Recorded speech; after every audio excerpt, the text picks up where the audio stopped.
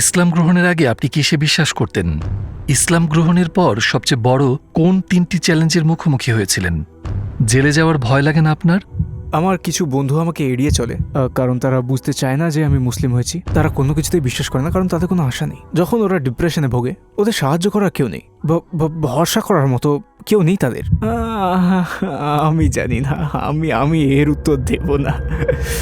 আপনাকে স্বাগতম দাউদ। আমাকে আমন্ত্রণের জন্য অনেক ধন্যবাদ। আমরা আপনার গল্পটা জানতে চাই। দাউদকে আমার জন্ম আর বেড়ে ওঠা কোরিয়ায়, দক্ষিণ কোরিয়ায়। আমি মনে করি আমি কোনো স্পেশাল মানুষ না, কারণ আমি অতি সাধারণভাবে কোরিয়ায় বাস করি, এবং আমি পড়াশোনা করেছি মিউজিক নিয়ে ইউনিভার্সিটিতে। আর কয়েক বছর আগে আমি ইসলামে ধর্মান্তরিত হয়েছি, এবং আমার এই জার্নি এখনো অব্যাহত আছে বলে মনে করি। দাউদ নামটি বেছে নেওয়ার কোনো বিশেষ কারণ আছে কি?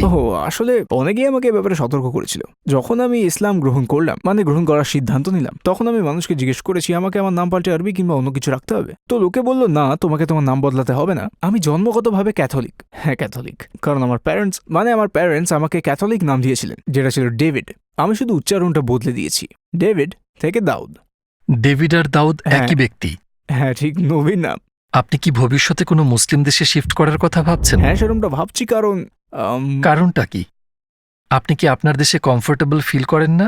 আমি কমফোর্টেবল ফিল করি, কিন্তু আমার মনে হয় আমার আরও শেখা উচিত। আর আমি এখনো বেশ তরুণ, আর আমার মনে হয় না আমি এখনো ভালো মুসলিম হতে পেরেছি, সত্যি করে। কারণ আমি এখনো অনেক ভুল করি, এখনো মুসলিম হওয়ার পরেও অনেক ভুল ভ্রান্তি হয় আমার। তাই আমি মনে করি যে আমার আরও শেখা উচিত ইসলামী আবহে এবং ইসলামের জ্ঞান সম্পন্ন মুসলিমদের সাথে থেকে।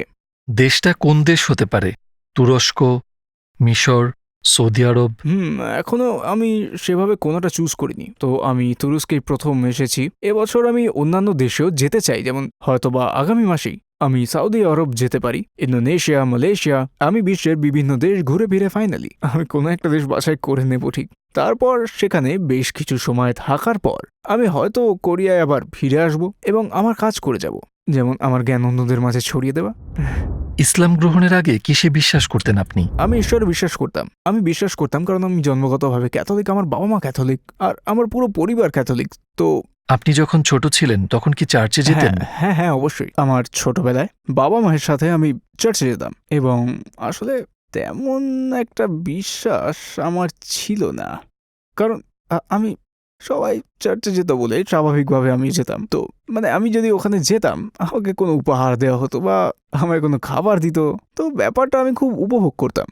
কিন্তু আসলে আমি আমার পরিবার আর বন্ধুদের সাথে থাকতেই আমার ভালো লাগতো। কিন্তু ছোটবেলায় আমার তেমন একটা বিশ্বাস ছিল বলে আমি মনে করি না, কারণ হয়তো আমি এই ব্যাপারটা নিয়ে গভীরভাবে চিন্তা করার সুযোগ ছিল না আমার। কেন আপনি আপনার বিশ্বাস নিয়ে প্রশ্ন তুলতে শুরু করলেন? ইন্টারনেটে কিছু দেখে? ঠিক কী কারণে আপনি ভাবলেন আমাকে একটা পথ খুঁজে পেতে হবে? আসলে এটা একটা বড় কাহিনী। আমি বলেছি যে আমি মিউজিক পড়ি বিশ্ববিদ্যালয়ে, তার আমি একটা মিউজিশিয়ান হতে চেয়েছিলাম। মিউজিশিয়ান? হ্যাঁ, মিউজিশিয়ান। আমি জ্যাজ মিউজিকও রিলিজ করেছি, আর আমার অনেক মিউজিশিয়ান বন্ধু আছে। তো আমার সুযোগ আছে অন্য কোনো দেশে গিয়ে আমার ছোট একটা কনসার্ট করার। ইন্দোনেশিয়া যাওয়ার সুযোগ হয়েছিল, তো আমি সেখানে গেলাম। কি বাজান আপনি? Battery, guitar? আমি পিয়ানো বাজাই, একটু একটু গিটার, আর আমি গান গাই। তো ইন্দোনেশিয়ার জাকার্তায় আমার কনসার্ট ছিল। ব্যাপারটা ছিল আসলে মজার, কারণ আমি ইসলাম সম্পর্কে কিচ্ছু জানতাম না, কারণ কোরিয়ায় ইসলাম সম্পর্কে কোনো কিছু নেই। এ সম্পর্কে জানাটা খুবই কঠিন। মোহাম্মদ কিংবা ইসলাম সম্পর্কে আপনি কি বিন্দুমাত্র শুনেননি?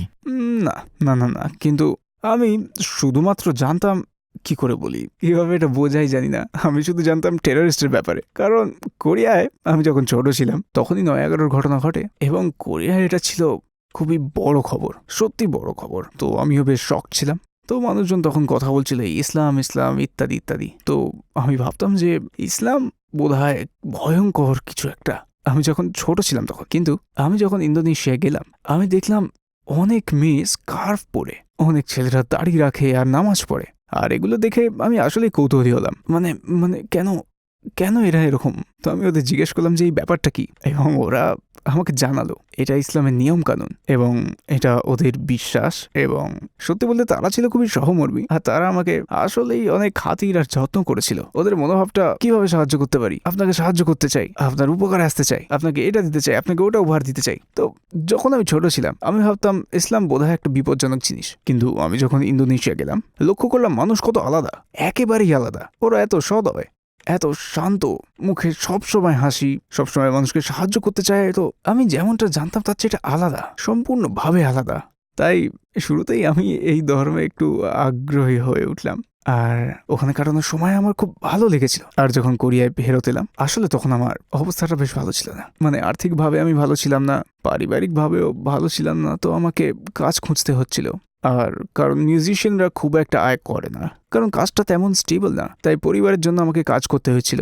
ব্যাপারটা খুবই চাপের ছিল, খুবই চাপের, কারণ আমি চাইতাম কোনো ক্রিয়েটিভ কাজ, মানে এমন একটা কাজ যেখানে আমি ক্রিয়েটিভ কিছু করব। কাজটা হতে পারে মিউজিক বানানোর কিংবা ভিডিওর, আর জানি না কিছু একটা বানাতে চেয়েছিলাম। কিন্তু যখন আমার কাজ নিয়ে ওই কোম্পানিটি সন্তুষ্ট ছিল না, তো আমি ইউটিউব শুরু করলাম। হ্যাঁ, ইউটিউব, কিন্তু আমার ইউটিউব চ্যানেলটা মিউজিক দিয়ে শুরু হয়। আমি আপলোড করেছিলাম আমার কভার মিউজিক ভিডিওগুলো, মানে এই ধরনেরই কাজ। আর তারপর আমার হঠাৎ মনে হচ্ছিল, আচ্ছা ইন্দোনেশিয়ার আমার ওই অনুভূতিগুলোর কথা কিভাবে বলা যায় জানি না, হঠাৎ করে এরকম চিন্তা আমার মনে গেল।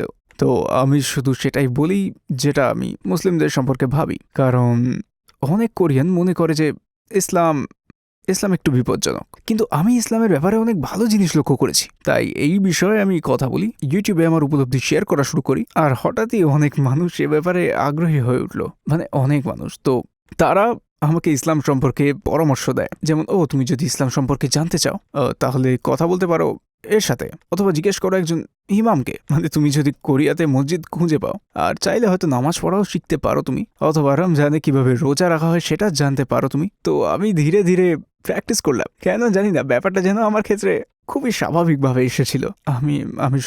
আমি মসজিদে গেলাম, মসজিদে গিয়ে নামাজ পড়লাম এবং রমজান মাসে রোজা রাখি, এবং এই প্রক্রিয়ায় আমার বিশ্বাসটা একটু একটু একটু করে ডেভেলপ করেছে। কারণ যখনই আমি অন্য মুসলিমদের সাথে নামাজ পড়ি আমার ভেতরটা একটা চমৎকার অনুভূতি আসে, মানে আমার মনে হয় আমাকে কেউ যেন সাহায্য করছে, কেউ যেন আমাকে দেখছে, আর সে এমন কেউ যিনি আমাকে আশা জাগাতে চান। কারণ আমার অবস্থাটা আসলে খুব, সে সময় কি আপনি মুসলিম ছিলেন, ইসলাম প্র্যাকটিস করছিলেন? আমি মুসলিম ছিলাম না, আমি ক্যাথলিক ছিলাম, কিন্তু বিশ্বাস তেমন ছিল না। আপনি শুধু প্র্যাকটিস করতে চেষ্টা করছিলেন, কিন্তু আপনার ইসলামে বিশ্বাস ছিল না? হ্যাঁ, আমার বিশ্বাস ছিল না, কিন্তু আমি প্র্যাকটিস করা শুরু করেছিলাম। এক ধরনের মেডিটেশন কিংবা এরকম কিছু? হ্যাঁ, মানে ব্যাপারটা হচ্ছে তখন আমি ভেবেছিলাম আমি যোগ দিতে পারি, কেন না, মানে আমি অন্য সংস্কৃতি বা অন্য ধর্ম সম্পর্কে জানতে চাই। আর আমি যেমনটা বললাম ওই সময় আমার একটু ডিপ্রেশন ছিল, বেশ কঠিন ডিপ্রেশন। তাই আসলে কোরিয়ান সমাজটা খুবই কম্পিটিটিভ, অত্যন্ত কম্পিটিটিভ। মানে তুমি স্কুইড গেম দেখেছো? হ্যাঁ, আমি জানি। কোরিয়ার পুরো সমাজটা হুবহু একই রকম ওই গেমটার মতো, যেখানে শুধুমাত্র একজন জেতে, আর তুমি যদি না যেত তাহলে সবাই হেরে যাবে, আর তখন নিজেকে ব্যর্থ মনে হবে, লুজার মনে হবে। তো আমিও ভাবতাম কেন আমার জীবনটা এরকম, কেন আমি সফল নই। কিন্তু যখন আমি ইসলাম প্র্যাকটিস করা শুরু করলাম সেই সময়টায় আমার অনুভূতি বদলে গেল। মনে হলো আমি যেন আমার হারিয়ে যাওয়া কিছু একটা খুঁজে পেয়ে গেছি।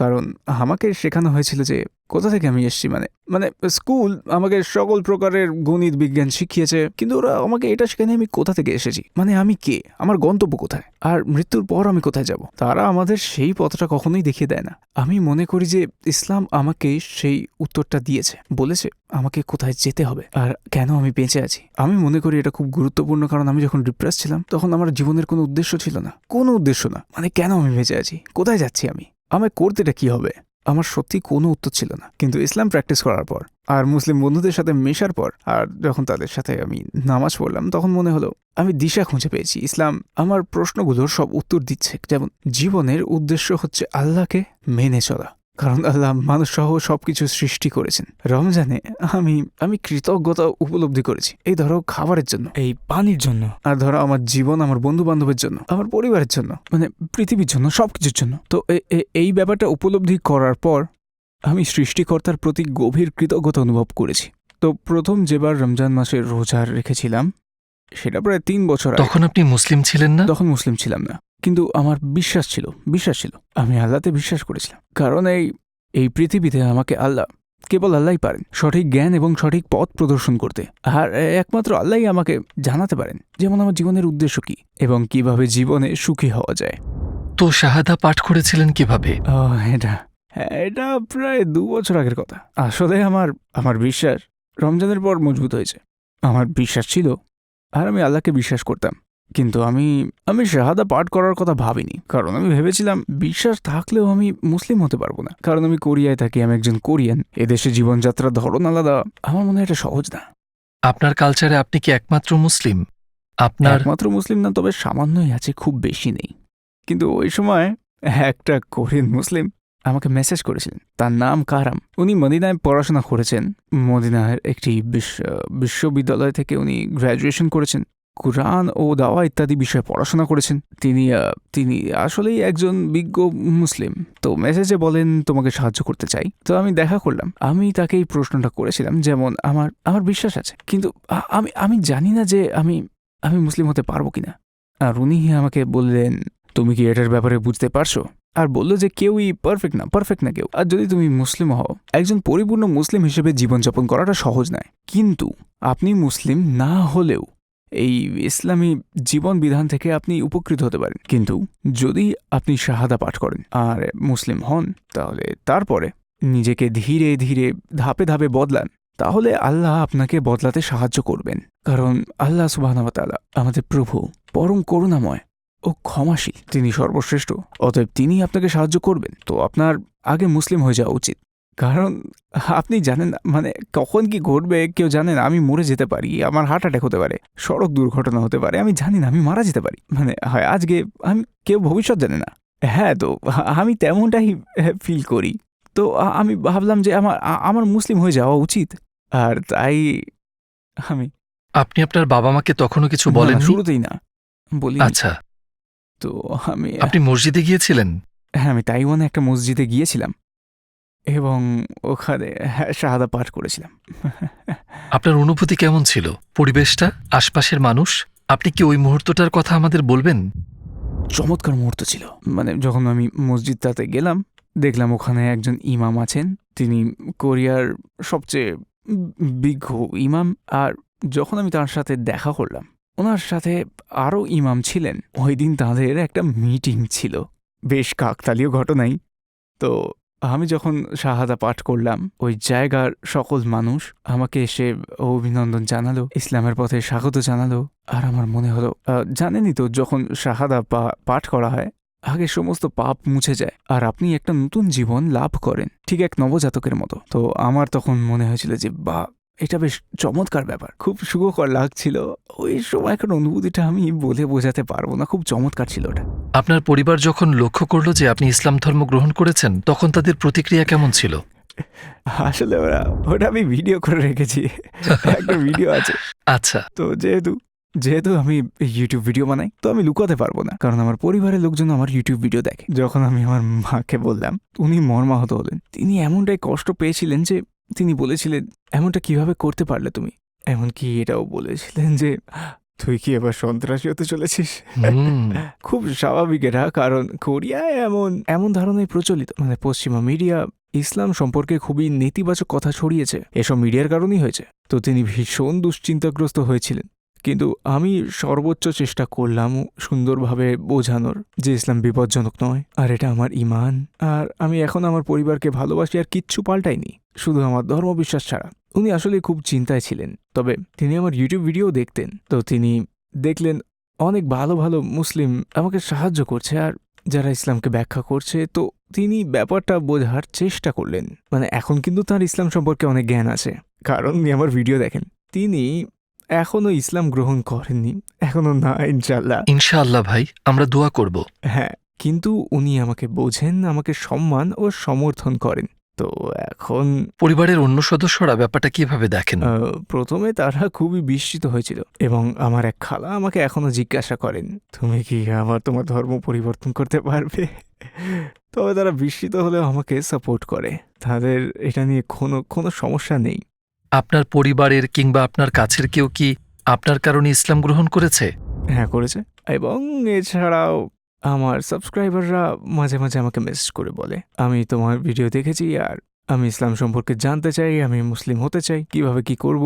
তো আমি তাদেরকে মেসেজ দিয়ে বলি, ও আমি আপনাকে কিছু তথ্য দিতে পারি, ওয়েবসাইট আর ইমামের নাম্বার আর কোরিয়াসি মসজিদের ঠিকানা। তো আমার কোরিয়ান সাবস্ক্রাইবারদের কেউ কেউ মুসলিম হয়েছেন আমার ভিডিওর মাধ্যমে, তো আলহামদুলিল্লাহ এই ব্যাপারটা নিয়ে আমি খুবই আনন্দিত। ইসলাম ধর্ম গ্রহণের পর সবচেয়ে বড় কোন 3টি চ্যালেঞ্জের মুখোমুখি হয়েছেন আপনি? প্রথম দিকে ইসলাম গ্রহণ করার পর আমার কিছু বন্ধু আমাকে ত্যাগ করে, কারণ ওরা বুঝতে পারেনি। আর তারপর আমি মুসলিম হওয়ার জন্য আমার বাচ্চারা একসময় কিন্ডারগার্টেন স্কুলে বাতিল হয়েছিল। তো আমি মনে করি কোরিয়ার মানুষ অন্য ধর্মের ব্যাপারে বেশ সহানুভূতিশীল নয়। আমি মনে করি আমি ভালো মুসলিম নই, কিন্তু মাঝে মাঝে মানুষ আমাকে জাজ করে, বলে যে তুমি তো মুসলিম, তাহলে তুমি এটা কেন করো, ওটা কেন করো, সেটা কেন করো, এটা হারাম সেটা হারাম। কিন্তু আমি জানি আমি আমি জানি যে আমি পারফেক্ট নই, আমি ভুল করি। তো আমি মনে করি আমার উচিত আরো অনুতপ্ত হয়ে আল্লাহর আরো নিকটবর্তী হয়ে যাওয়া আর আরো শিখতে চেষ্টা করা। আমি জানি জার্নিটা লম্বা, কারণ আমি সবেমাত্র ইসলামে এসেছি আর আমাকে আরো আল্লাহর কাছে হতে হবে। তো আমি মনে করি আমি যদি মানসিকতা ধরে রাখি তাহলে আল্লাহ আমাকে সাহায্য করবেন। আমি সবসময় বিশ্বাস করি আল্লাহ সাহায্য করেন। আপনার একটা বড় সুবিধা আছে ভাই, কারণ ধরুন আমার কৈশোরে পদার্পণ করেছি যখন আমার 15 বছর বয়স হয়েছে। তখন আমার এই বয়স পর্যন্ত হয়তো আমি অনেক পাপ করেছি, কিন্তু আপনার পরীক্ষা শুরুই হয়েছে 3 বছর আগে। তো আপনার অনেক সুবিধা আছে, অন্তত সেই লোকটার তুলনায় যে আপনাকে বলে এটা হারাম, কিভাবে তুমি এটা করতে পারো। আলহামদুলিল্লাহ। আমরা জানি কোরিয়ায় ইসলাম রক্ষায় আপনি অনেক বড় কাজ করছেন। জেলে যাওয়ার ভয় লাগে না আপনার? মানে থাকবেই অবশ্য, আমি দক্ষিণ কোরিয়ার মানুষ। তো তো উত্তর কোরিয়ার মতো সমস্যা নেই, আমাদের ধর্মের স্বাধীনতা আছে আর আমরা যে কোনো বিষয়ে কথা বলতে পারি, মানে মানে যে কোনো বিষয়ে। আমাকে অনেক কিছুর ব্যাপারে কথা বলতে হয় যাতে আমি ইসলামকে ডিফেন্ড করতে পারি। যেমন যেমন যেমন কয়েক মাস আগে কোরিয়ার পেশু শহরে একটা মসজিদ তৈরি করা হচ্ছিল, কিন্তু স্থানীয়রা প্রতিবাদ করে, তো ওটা বন্ধ করা হয়েছিল। তো কয়েক মাস আগে আমি সেখানে গেলাম, আমি প্রতিবাদ করতে সাহায্য করি মানুষকে এবং সবাইকে উৎসাহ দিয়েছি মসজিদ নির্মাণে সাহায্য করতে। হ্যাঁ, আমার জন্য এটা একটা সমস্যা হতে পারে, কিন্তু আমি পাত্তা দিই না আর এগুলোতে। মানে কোরিয়াতে তো স্বাধীনতা আছে, ধর্ম বেছে নেওয়ার স্বাধীনতা আছে, তো আমি যা বলতে চাই বলতে পারি। তাই এতে যদি কোনো অসুবিধা হয় তাহলে হ্যাঁ, আমি সেটা মেনে নেব। মুসলিম হওয়ার পর আপনি কি কখনো ভুলে শূকরের মাংস খেয়েছেন?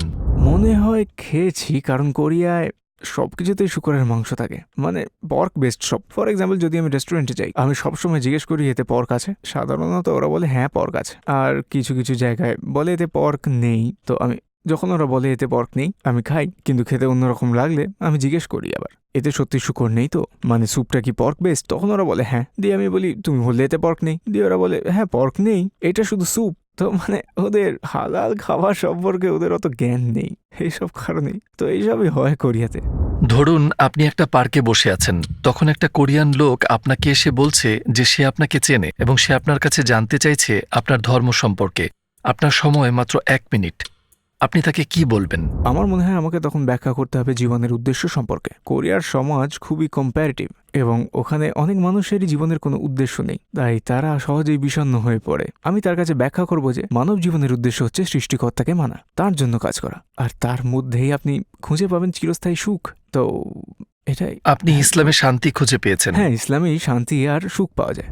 আমাদের নবী আলাইহিসসালামের জীবনের কোন দিকটি আপনাকে সবচেয়ে বেশি মুগ্ধ করেছে? তার চারিত্রিক বৈশিষ্ট্য, তার জীবনযাপন, কিংবা আমাদের নবী সাল্লাল্লাহু আলাইহি ওয়াসাল্লামের জীবনের কোনো ঘটনা? কোন ব্যাপারটা সবচেয়ে বেশি হৃদয়গ্রাহী বলে আপনি মনে করেন? ওকে, তো আমার জন্য যখন তিনি বিশ্বে ইসলাম প্রচারের চেষ্টা করেছিলেন তখন কোনো মুসলিম ছিল না, রাইট? তিনি ছিলেন একমাত্র মুসলিম যিনি বার্তাটি গ্রহণ করতেন এবং ছড়িয়ে দিতে চাইতেন ইসলামকে, ইসলামের মেসেজকে। আমি খানিকটা ওই ধরনেরই ফিল করি, কারণ আমি কোরিয়ায় থাকি আর আমার আশেপাশে কেউ মুসলিম নেই, আমি একমাত্র মুসলিম। আর আমি বুঝতে পারি যে সেই পরিস্থিতি কেমন হতে পারে সেটা কি করে মোকাবেলা করা যায়। কিন্তু নবী মুহাম্মদ সাল্লাল্লাহু আলাইহি ওয়াসাল্লাম হাল ছাড়েননি। আমার কাছে এটা অসম্ভব মনে হয়, কিন্তু সেটা তিনি করেছেন। তিনি বিশ্বে ইসলাম প্রচার করেছেন এবং তিনি এর প্রচার শুরু করেছিলেন মক্কা মদিনায়। কিন্তু এখন দেখুন দূরের স্থানে যেমন ইন্দোনেশিয়া, মালয়েশিয়া আর যেমন আফ্রিকার পশ্চিমাঞ্চলে সবাই এখন ইসলামে বিশ্বাস করে, এমনকি দক্ষিণ কোরিয়ায়ও আমি ইসলামকে বিশ্বাস করি। আমি মনে করি এটা চমৎকার ব্যাপার। আর ইসলাম হচ্ছে পৃথিবীর সবচেয়ে দ্রুত বর্ধনশীল ধর্ম। তো আমি মুগ্ধ হয়ে ভাবি যে তার ব্যক্তিত্ব ও তার কার্যকলাপ সব কিছুই, কিন্তু আমি সত্যি অভিভূত হই এটা ভেবে যে তিনি ইসলাম প্রচার করেছিলেন এমন সময় যখন কেউ ইসলাম বিশ্বাস করত না। আপনার মতে পৃথিবীর সবচেয়ে বড় মিথ্যা আর সবচেয়ে বড় সত্যটা কি? আমি মনে করি সবচেয়ে বড় মিথ্যে হচ্ছে তুমি পারবে না, তুমি এটা পারবে না, তুমি সেটা পারবে না। এই কথাটা সম্পূর্ণ মিথ্যে। কারণ কোরিয়ায়, আমি আপনাকে বলেছি, কোরিয়া খুবই প্রতিদ্বন্দ্বিতামূলক সোসাইটি। তো আপনি যদি কিছুতে সফল না হন তো অনেক মানুষই আপনাকে বলবে তুমি করতে পারবে না। কিন্তু এমনও নয় যে আমি সবকিছু পারবো, আমি যা চাইবো সেটাই করতে পারবো। আর এটা নির্ভর করে বিশ্বাসের ওপর। যদি আমি সৃষ্টিকর্তায় বিশ্বাস করি, আর আমি যদি তার সাহায্যে বিশ্বাস করি, আর যদি আমি তার পরিকল্পনায় বিশ্বাস করি, আমি পারবো। আমি চেষ্টা করতে পারি কারণ আমার দৃঢ় আত্মবিশ্বাস আছে। আপনি যদি লক্ষ্যে পৌঁছাতেও পারেন, হ্যাঁ মানে হয়তো পারবেন, কিন্তু আপনার যদি ভালো অনুপ্রেরণা থাকে, ভালো বিশ্বাস থাকে, তাহলে আপনি সবকিছু করতে পারবেন। যদি লক্ষ্যে পৌঁছেও যান তাও। তো এটাই হচ্ছে কথা, এটাই আমি ভাবি। আর সবচেয়ে বড় সত্যি হচ্ছে তুমি এটি পারবে। হ্যাঁ হ্যাঁ হ্যাঁ, কি এটাই আমি বলতে চাইছিলাম, তুমি করতে পারবে। আমি আল্লাহর রহমতে বিশ্বাস করি, তার সাহায্যে, তার পরিকল্পনায়। তো আমি পারবো। আপনার জীবনের সবচেয়ে বড় স্বপ্ন কি? আমি একজন ভালো মানুষ হতে চাই, ভালো মুসলমান হতে চাই মৃত্যুর আগে। আমার মনে হয় এটা সহজ না। জীবনের লক্ষ্য হচ্ছে আল্লাহকে মানা এবং আমাদের গন্তব্য হচ্ছে জান্নাত। আমি আরও শিখতে চাই, আরও প্র্যাকটিস করতে চাই, আর আমি কোরিয়ানদের জন্য কিছু করতে চাই। হ্যাঁ, কোরিয়ানদের জন্য। কোরিয়ার সংস্কৃতিতে রয়েছে প্রচুর রাগ, বিস্মিত আর ডিপ্রেশন, এবং আমি মনে করি এর সবচেয়ে বড় কারণগুলোর একটা হচ্ছে তাদের বিশ্বাসের অভাব। তাদের কোনো বিশ্বাস নেই, কারণ যখন তারা ডিপ্রেশনে ভোগে, কেউ সাহায্য করার নেই, কেউই নেই, কেউ নেই যার উপর তুমি নির্ভর করতে পারো। আত্মহত্যার হার সেখানে তুঙ্গে। আত্মহত্যার হার সবচেয়ে বেশি কোরিয়ায়। ফর এক্সাম্পল, আমি মুসলিম, যদি ভালো কিছু ঘটে আমি স্বীকার করি এটা আল্লাহর কারণে, তাই আমি কৃতজ্ঞ হই। আর যদি খারাপ কিছু ঘটে তাহলে আমি বলতে পারি এটা আল্লাহর পরিকল্পনা, একটা পরীক্ষা, এটা উতরে যাব আমি। কেউ যদি আল্লাহতে বিশ্বাস না করে, কেউ যদি নাস্তিক হয়, তো ভালো কিছু ঘটলে সে ভাববে ও আমি সফল হয়েছি আমার নিজের যোগ্যতায়, তো ওই মানুষটা অহংকারী হয়ে উঠতে পারে। আর যদি খারাপ সময় আসে তাহলে সে ভাববে ও কেন এটা আমার সাথে হয়। এভাবে তারা নিজেকে দোষ দেয়, আর এভাবেই বিষণ্ণ হয়ে পড়ে। আর বিষণ্ণতা বেড়ে গেলে তারা এই আত্মহত্যা করে ফেলে। আমি সত্যি সত্যি এটা মনে করি যে কোরিয়ান সমাজে বিশ্বাসের বড় প্রয়োজন। মনে করুন আপনি একটা স্কুইড গেমের প্রতিযোগী এবং মৃত্যুর হাত থেকে বাঁচতে আপনাকে কাউকে ধোঁকা দিতে হবে অথবা মিথ্যা বলতে হবে। আপনি কি করবেন? আমি মরতে চাই না, আমি মিথ্যা বলতে চাই না। আমি জানি না। আপনি চাইলে এই প্রশ্নটার উত্তর নাও দিতে পারেন। আমি জানি না, আমি বলবো না, আমি এর উত্তর দেব না। ঠিক আছে, আমাদের সাথে থাকার জন্য আপনাকে ধন্যবাদ। আলহামদুলিল্লাহ। অভিজ্ঞতাটা আনন্দময় ছিল। আমায় আমন্ত্রণ করার জন্য ধন্যবাদ। আলহামদুলিল্লাহ। আসসালামু আলাইকুম প্রিয় ভাই ও বোনেরা, এবং অসংখ্য ধন্যবাদ ভিডিওটা দেখার জন্য। আপনারা যদি এরূপ আরও ভিডিও দেখতে চান, আমরা আপনার জন্য একটি বিশেষ প্লে লিস্ট তৈরি করেছি, যেটি দেখতে পাবেন ডান পাশে, অথবা আমাদের সম্পূর্ণ নতুন ভিডিওটি দেখতে পাবেন বাঁ পাশে। ভিডিওটিতে একটি লাইক দিতে এবং চ্যানেলটিকে সাবস্ক্রাইব করতে ভুলবেন না, যাতে আমরা আরও মানুষের কাছে পৌঁছে তাদের উপকারে আসতে পারি। দেখা হবে।